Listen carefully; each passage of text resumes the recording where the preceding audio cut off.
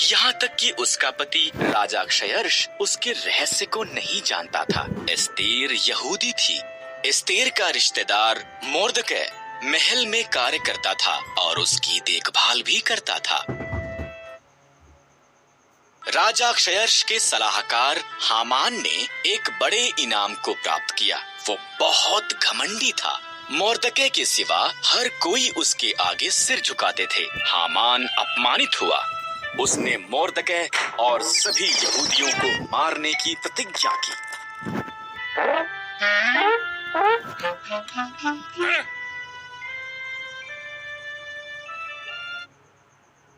हामान ने क्षयर्ष को बताया कि यहूदी खतरनाक थे और उन्हें मारना चाहिए। क्षयर्ष सहमत हो गया और उन्हें मारने की एक योजना बनाई। मोर्दकै डर गया था और रानी एस्तेर को ये संदेश भेजा, राजा के मन को बदल। मोर्दकै ने कहा, अगर मैं उसके निमंत्रण के बिना जाऊं तो वो मुझे भी मार देगा। एस्तेर ने जवाब दिया, शायद तो इसी पल के लिए रानी बनाई गई थी। मोर्दकै ने कहा।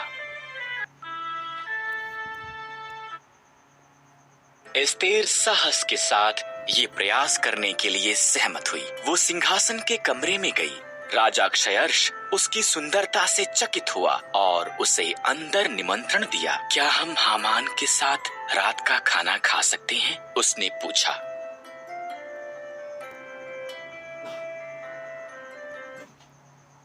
हामान उसके पिछले आंगन में एक बड़े खंभे का निर्माण कर रहा था। उसने इस पर मोर्दकै को मारने की योजना बनाई थी। तब राजा का निमंत्रण आया, इसलिए हामान रात के खाने के लिए महल में गया।